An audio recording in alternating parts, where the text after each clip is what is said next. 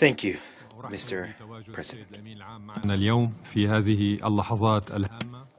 I welcome the presence of the Secretary General in this very important moment in the history of the Security Council. The Secretary General, in his statement yesterday, mentioned that the Cold War is back. That is exactly right. People of the world, follow the way, the path of the United States. Submit yourselves to the will of the United States. If not, we will attack you. My colleague, the distinguished representative of France,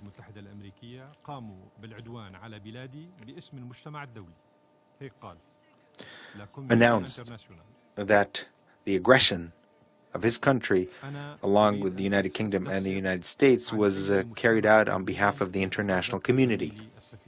And if that is the case, I wonder which international community is he speaking of? Is he speaking of a real international community that actually exists? Is that international community that you represent? Has it authorized this this trilateral or tripartite aggression against my country? Did your governments receive a mandate from this organization from this international community to attack my country? First of all, read the provisions of the United Nations Charter. Define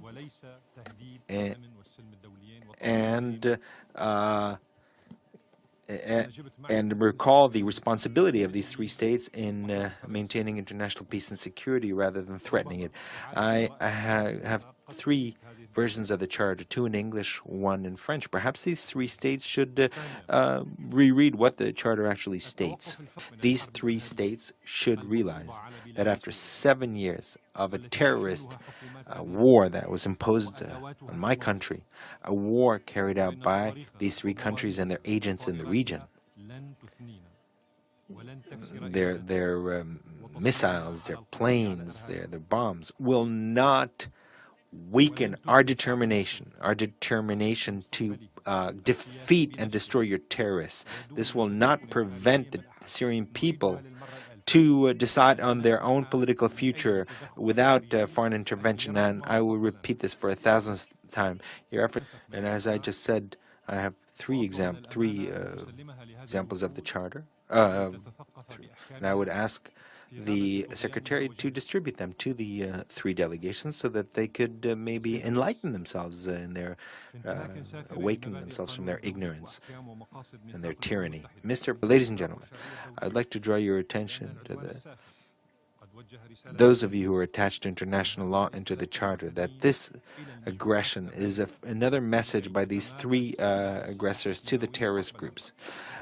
For these terrorist groups to continue using chemical weapons in the future, for them to continue committing their terrorist crimes, not in Syria, but in other countries. There's no doubt about that. To the three aggressors, I say that you are liars, you are spoilers, you're hypocrites. The air defense system of my country countered with a great deal of bravery the attack on my country. 100 missiles were destroyed. They did not reach their target, and yet at the same time, the American Minister of Defense, the military chief, spoke to the American press and international press and were extremely pleased. They weren't able actually to answer many of the questions, and it was rather pitiful to see these two men standing before the press, unable to respond to the legitimate questions of a journalist. These countries have shown their conviction for the law of the jungle and the law of the strongest at a time when they are permanent members of this Security Council, a body which is entrusted with the maintenance of international peace and security, and to stop any aggression in accordance with international law. Syria is disgusted with the scandalous position The Syrian Arab Republic is asking the international community if it does indeed exist. We've heard a new definition of the international community. We demand that the international community and the Security Council condemn this attack, which will only further tension in the region. It is a threat to international peace and security throughout the world. Ladies and gentlemen, those of you who are committed to international law, I call upon you to imagine with me this meeting where the Security Council would have agreed on such an attack. I'm wondering what would be said. We have no legal basis for attacking Syria. We have no proof of the existence of this chemical weapons attack in Douma. But let's forget that, put that all aside. And in point of fact, we never really needed, in any military action that we've carried out, we've never really needed international law. And then I'm just imagining this discussion. I'm imagining what this discussion would have been like yesterday. This military attack is necessary for us and for our allies so that public opinion in our country can turn their eyes away from our own political scandals, and so that the Emirates and the Gulf pay the price for this.